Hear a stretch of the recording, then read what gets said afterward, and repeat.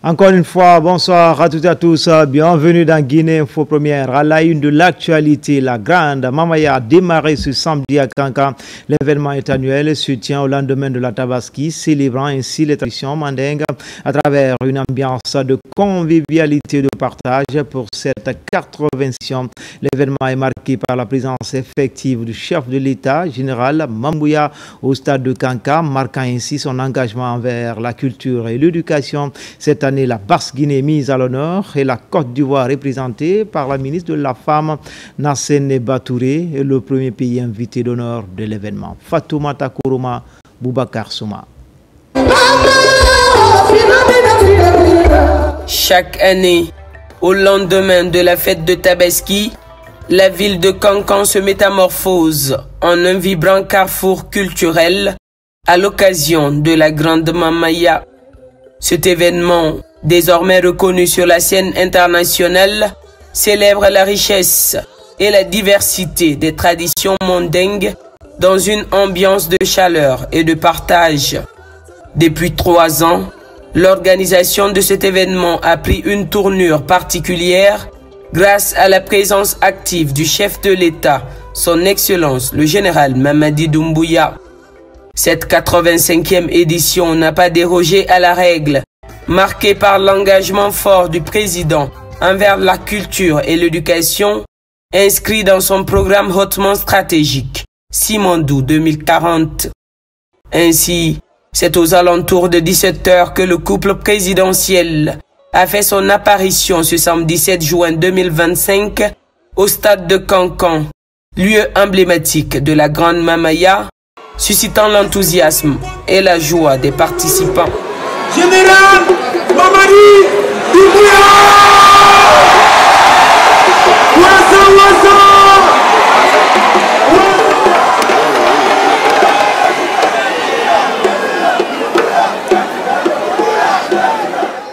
Au fil des ans, l'organisation et la structuration de la Grande Mamaya ont connu une amélioration exponentielle. Chaque année, une des 4 régions naturelles de la Guinée est désignée région invitée de l'événement, permettant ainsi de mettre en avant la culture de cette région. Cette année, c'est la Basse-Guinée qui a eu l'honneur d'être célébrée. Pour la première fois, la Mamaya s'ouvre au monde et la Côte d'Ivoire est ainsi le premier pays invité d'honneur, avec la présence remarquée de Madame Nassene Batouré, ministre de la Femme et de l'Enfant. Merci, Monsieur le Président de la République, chef de l'État. Merci d'avoir reconnu en la Mamaya plus qu'un rituel, un pilier de notre identité nationale. Merci d'avoir élevé la Mamaya au rang de patrimoine culturel vivant, fierté de toute la Guinée.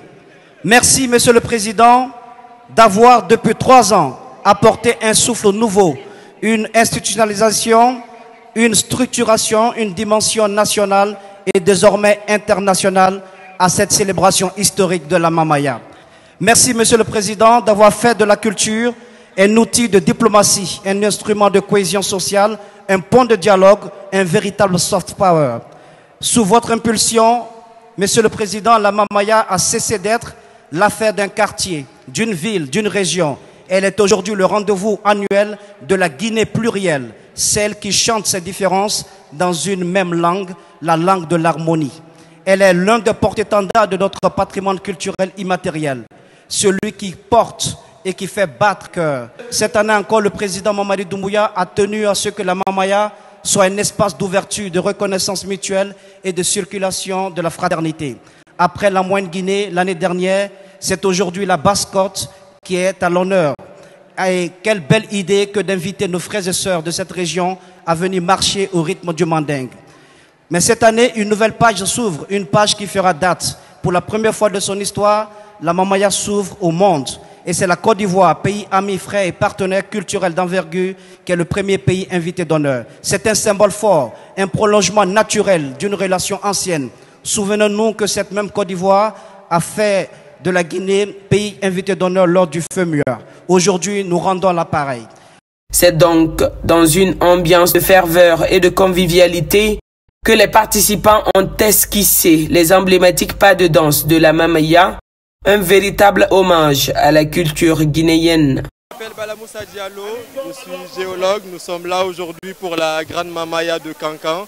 C'est un événement qui rassemble toute la population guinéenne et aussi c'est un événement qui doit être une fierté pour le pays. Ça ramène énormément de gens et tout le pays vient pour cet événement. C'est un événement qui rassemble du monde. Et vraiment, moi, je suis content d'être là, de participer. Moi, j'habite juste à côté de Kankan, du coup, c'est une fierté d'être là aujourd'hui. Donc, Mamaya, on a fait Maninka Bentu. Mamaya, ko fu Guinéen ben fo. Hande, Maninka noga, Soso noga, Pullo noga, Gerze noga, étranger Benkan noga. Donc, mes weltik est en faute. Mais remercia Landong, général Mamadi Doumbouya. Allah jonnu mo duubi e kellal mede welti han foti Mamaya damina la samena la Guinée kono Mamaya e damina la samena Kankan kono Mamaya e damina la samena Serefula wo kasoro jama masiya malala ni jama tundite be mo anka mais ala di général Mamadi Doumbouya Mamaya jama bi ali nyantala dunya li bor la bi kala Guinée magbe parce que amba fon ko manika be la Guinée ka be Mamaya kala la Guinée est Mamaya qui est la vie. L'Asie fait le Mamaya, l'Amérique fait le Mamaya, la France fait le Mamaya. Andi barikabila anda général Dumaye na général Mamadi Doumbouya dit ka barikabila barikate bela la Mamadinye abita soro na belele nye aja mandila sula men ka belebele soro ka takadi la Guinée. C'est une culture on bi ngana muinara. Donc wala ma mon gay patrimoine mon ga ma so affaire mon ga accompagner. Donc akiyama on m'appelle lancer les régions administratives Birim Fama parce que ina muina ire biri inu kindiamato kanya solina na ina ga sendemato moriamato yankadi nana donc biringa mato mo ma culture sans valeur mon mara gouvernement sototo na katari a investi au ma culture rafera wala ma pa gouvernement réconforte mo ga accompagner. La Grande Mamaya va désormais au-delà d'un simple événement culturel annuel. C'est une célébration de l'identité guinéenne, un moment où les traditions prennent vie, où la musique et la danse racontent l'histoire d'un peuple fier de ses racines. C'est également une invitation à rêver d'un avenir où la destination Guinée est convoitée de tous grâce à la richesse de notre patrimoine culturel.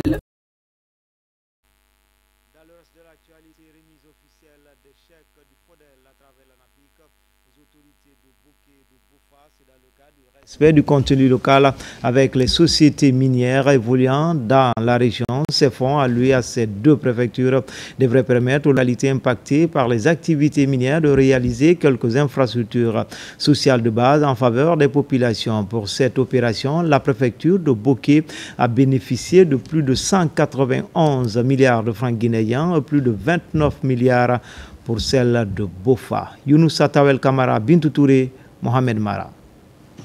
À bord de cet avion, une forte délégation gouvernementale conduite par le ministre de l'Administration du Territoire et de la Décentralisation. C'est pour venir remettre des chèques du FODEL, Fonds de développement économique local, à travers l'ANAFIC aux autorités préfectorales de Boké et de Bofa, exercice 2021, 2022 et 2023. Cher président de délégation spéciale, je vous invite à faire de ce financement du FODEL un véritable levier de transformation de vos collectivités locales. Vos populations attendent des actions concrètes, des écoles bâties, des centres de santé équipés, des unités de transformation agro-industrielle, des pistes rurales aménagées, des marchés modernes construits, ainsi que des initiatives en faveur de la jeunesse et des femmes. L'utilisation judicieuse des fonds alloués au titre du FODEL doit permettre, entre autres, de minimiser les impacts sociaux et environnementaux de l'exploitation minière, de favoriser la promotion de la sous-traitance locale et de l'entrepreneuriat local, de favoriser la création et la structuration d'un tissu économique local, favoriser la création d'emplois pour les jeunes et les femmes, La remise de ce chèque a mobilisé les autorités régionales, préfectorales et communales de ces deux préfectures bénéficiaires, mais aussi quelques représentants des sociétés minières évoluant dans la région de Boké. L'Afrique qui a eu le privilège de bénéficier de la confiance de son Excellence, Monsieur le Président de la République, le général armé Mamadi Doumbouya et de son Premier ministre, est consciente que le succès de ce fonds dépendra non seulement des ressources financières allouées, mais surtout de la manière dont celles-ci seront gérées et utilisées au profit exclusif des communautés impactées. C'est le lieu pour nous administrateurs politiques, censés être en contact avec les populations, de vous dire que nous saluons et apprécions hautement le courage des autorités au niveau central pour les réformes profondes engagées dans la gestion de ces fonds FODEL. Avant de quitter Boké, la délégation gouvernementale a visité le siège de l'Agence nationale de financement des collectivités en construction et les travaux de la route de la contournante qui avance à grands pas. Face aux inondations répétitives qui frappent la commune urbaine de Nzérékoré pendant les grandes pluies, la délégation spéciale lance des travaux d'assainissement de quelques voiries. Il s'agit de la construction de dallos dans les zones les plus exposées. RTG Nzérékoré, Mohamed Salioupaye, Mohamed Lamine Diallo. Lancés il y a une semaine, les travaux de construction des dallos dans la commune urbaine de Nzérékoré vont bon train. Pour cette première phase, 3 dallos sont en train de voir le jour. Ces ouvrages de franchissement sont conçus afin de canaliser et drainer efficacement les eaux de pluie en ce début d'hivernage dans la région forestière. Ce projet cible les quartiers les plus touchés pendant les pluies diluviennes de l'année dernière. Ce sont les impôts et taxes que vous payez qui servent à faire ces ponts. C'est ce qui permet la promotion du civisme fiscal. Quand le citoyen sait que l'argent qu'il paye va à tel endroit, il est incité. Parce que très souvent, il se pose la question, les impôts que je paye, ça sert à quoi? Nous nous sentons très fiers car les fonds qui seront utilisés pour la réalisation de ces ouvrages viennent de la mobilisation des ressources endogènes propres à la commune urbaine qu'il faut saluer. Entièrement financés par le budget communal, ces travaux traduisent la volonté de la mairie à protéger les citoyens à travers une évacuation correcte des eaux pluviales et une réduction des risques d'inondation dans les quartiers. Ce n'est pas un simple projet, c'est le fruit d'une vision partagée, d'un engagement commun et la concrétisation de notre détermination à améliorer le quotidien de chaque habitant de Nzérékoré. Votre mission vient de résoudre une partie importante des préoccupations liées au désenclavement du quartier par rapport à l'hôpital régional ainsi que par rapport au centre de santé. Avec ces nouvelles infrastructures, la commune urbaine de Nzérékoré espère atténuer significativement les risques d'inondation. En dehors du continent, à Genève, les travaux de la 113e conférence internationale se poursuivent. La délégation tripartite guinéenne continue de faire preuve de rigueur et de professionnalisme dans les différentes commissions.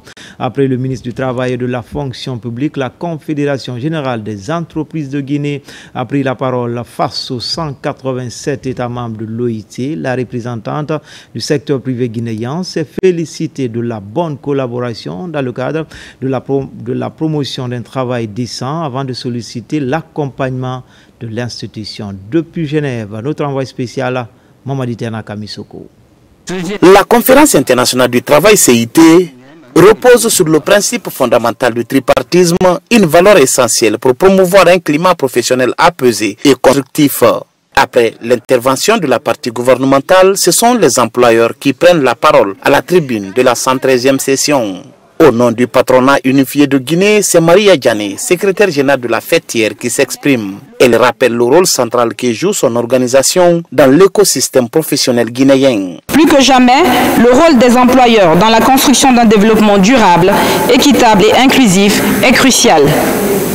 La Guinée est une terre d'opportunités, mais ces dernières ne peuvent être pleinement exploitées qu'à travers un partenariat renforcé entre l'État, les travailleurs et les entreprises.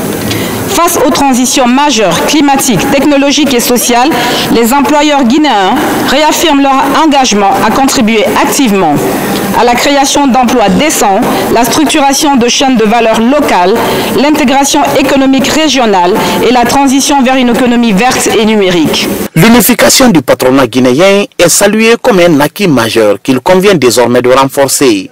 Dans cette dynamique, le dialogue social engagé avec les syndicats et les autorités gouvernementales est perçu comme un gage de stabilité et de progrès par les représentants du secteur privé. Sous la direction de son Excellence le Président Mamadi Doumbouya, le gouvernement guinéen a fait du dialogue social inclusif un axe central de sa gouvernance.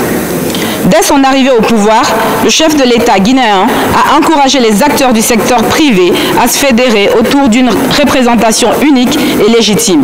C'est ainsi qu'est née la CGGI, désormais acteur structurant du développement national. Depuis, nous travaillons main dans la main avec les autorités publiques et les partenaires sociaux dans le cadre de politiques de développement ambitieuses, dont le programme Simandou 2040, le Guinée Business Forum, la réforme du Code des investissements, l'adoption de la loi sur le contenu local et la signature de pactes de stabilité pour la croissance économique. Parallèlement aux séances plénières, les travaux se poursuivent activement au sein des différentes commissions techniques. À tous les niveaux, la délégation tripartite guinéenne continue de faire preuve de rigueur et de professionnalisme, répondant pleinement aux exigences de cette session annuelle. Lutte contre le blanchiment des capitaux et le détournement des fonds publics, l'Agence de gestion et de recouvrement des avoirs saisis et confisqués est à pied d'œuvre. C'est dans cette optique qu'elle met à la disposition du génie militaire plusieurs machines saisies dans les mines artisanales de Sigiri et de Mandiana. Ligne de mire, participer à la moralisation de la vie publique. Adjudant-chef Oumar Kamara, il est correspondant de la presse militaire. C'est une énième visite du directeur général de l'Agence de gestion et de recouvrement des avoirs saisis et confisqués sur les sites où sont regroupées les machines en conflit avec la loi. En raison de leur rôle dévastateur sur l'écosystème, ces engins sont confisqués au profit de l'État. Aujourd'hui, la grâce met officiellement ces engins à la disposition du bataillon du génie militaire dans le cadre d'activités d'intérêt public. Respectant donc la loi portant création de la grâce, le travail légal a été accompli par les juridictions de Sigiri et de Mandiana. Nous mettons tous ces engins à la disposition de l'armée guinéenne. La majorité de ces engins avaient été immobilisés en 2022 par les forces de défense pour violation des dispositions du code minier et du code de l'environnement. Leur réaffectation va considérablement renforcer les capacités opérationnelles de cette unité. La remise de ces engins est une autre preuve de dynamisme dans la concrétisation des idées de refondation prônées par le chef suprême des armées, le général Mamadi Doumbouya et la haute hiérarchie militaire. Nous vous rassurons de notre détermination et réitérons notre engagement à poursuivre cette mission de déguerpissement des machines pour la préservation de notre environnement dans l'intérêt supérieur de la nation. Par cette action, la GRASC réaffirme son engagement dans la lutte contre le détournement du bien public tout en garantissant une seconde vie utile aux biens confisqués. Dans Guinée Info Première, également, sommet international de la jeunesse. L'événement s'est tenu récemment aux États-Unis d'Amérique, axé sur la digitalisation. Il est organisé avec le concours des bailleurs de fonds comme la Banque mondiale qui entend ainsi donner l'opportunité aux jeunes d'investir dans le numérique. En Guinée, ce sommet a été organisé par l'ONG Youth Voice à l'université Nongo Conakry. Explication, Yaya Silla. Mardi 3 juin 2025 à l'université Nongo Conakry, comme à Washington aux États-Unis, Youth Voice Guinée organise le sommet international de la jeunesse. Une rencontre de sensibilisation de la jeunesse à réfléchir sur les défis mondiaux urgents et proposer des solutions au développement. Cette option passe nécessairement par l'intégration numérique dans nos habitudes de travail. Voilà qu'aujourd'hui qu'on organise un sommet sur l'innovation numérique qui est le thème déjà central que la Banque mondiale a choisi cette année. Parce qu'on sait qu'en Afrique, on n'a pas forcément grandi avec les outils numériques, mais on sait que c'est un outil, ce sont des outils aujourd'hui, le NTIC, qui nous conduisent dans notre vie professionnelle. Mais il faut savoir que le numérique, ça peut construire ou détruire. Il faut juste l'utiliser à plein potentiel. Et aujourd'hui, on va faire savoir aux jeunes qui sont là aujourd'hui au sommet international de la jeunesse en différé en Guinée, pour savoir exactement comment utiliser ces outils, comment se procurer, comment évoluer dans le digital numérique. Cette conférence, animée par plusieurs experts, a mis en exergue l'importance pour les jeunes à s'investir dans la digitalisation ou encore appelée transformation numérique. Le gouvernement guinéen, avec l'appui du groupe de la Banque mondiale, a décidé d'intégrer le projet de transformation numérique pour l'Afrique dans le but d'accélérer sa transition numérique amorcée depuis 2010. Cette transition vise à développer davantage un accès au haut débit, les services financiers numériques et les services publics en ligne de e-government. Les discussions de ce jour porteront sur des sujets cruciaux comme les données, l'agriculture et les monnaies numériques, des secteurs dans lesquels la jeunesse peut jouer un rôle déterminant. Les étudiants qui participent à cette conférence ont cherché à savoir comment s'offrir cette opportunité de création et de financement des projets de digitalisation. Enfin, des prières pour la paix et la cohésion sociale dans le Nabaya. Elles sont organisées par l'association citoyenne pour le développement et la paix en collaboration avec Ela Shabaka Heriko, natif de Dalaba, qui a décidé de s'installer dans cette cité d'hospitalité. Un vrai exemple de vivre ensemble. C'est ainsi qu'il s'est confié à la notabilité à travers celle de Kefina, quartier de Kabada. RTG Kankan, Elage Fodibangali Fofana. La grande famille Kefina, encore une fois, rappelle au sens du devoir patriotique la lecture du Saint-Coran. Derrière ce rituel musulman se cachent bien des liens sacrés de fraternité entre Kankanabaya et la ville de Dalaba au Fouta. Une cérémonie de lecture du Saint-Coran en hommage à la notabilité de Kankan pour son dévouement à la culture du vivre ensemble, mais aussi prier pour l'unification, la consolidation de la paix et la cohésion sociale entre les fils de la Guinée. J'ai choisi Kankan pour encore perpétuer l'idée de mes grands-parents de servir la Guinée, d'aider la Guinée, de prier pour la Guinée. Entre Kankan et Dalaba, il y a un lien très fort. C'est Kramotalbi qui l'a tissé. Parce qu'il a donné sa propre fille au fondateur de Dalaba, Tierno Omar Diogo Ba, à Tinka. Je suis allé jusque dans cette famille. Donc, à cause de ce lien, qui est maintenant plus d'un siècle, il y a un lien entre Dalaba et Kankan, et notamment entre Tinka et Kefina. D'une cérémonie de lecture du Saint-Coran à une autre, cette fois au centre islamique de Kankan. Elle est organisée par l'antenne régionale de l'association citoyenne pour le développement et la paix.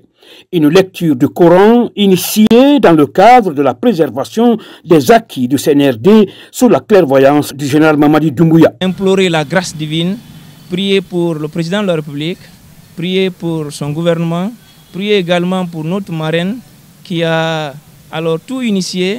Nous prions également pour elle, pour toute la nation entière, parce que le développement de la Guinée, on a constaté avec l'arrivée du CNRD que vraiment ils sont en train de poser des jalons qui sont de nature à avancer le pays vers vraiment un avenir radieux. Depuis le 5 septembre 2021, de nombreuses actions de développement ont été entreprises par le CNRD. Des actions dont les premières retombées inspirent confiance et l'adhésion massive des populations. C'était tout pour ces 13h. Les infos reviennent à 17h et à 19h dans Guinée Actualité. L'actualité se poursuit également sur le www.rtgguinée.info. À tout à l'heure, Inch'Allah.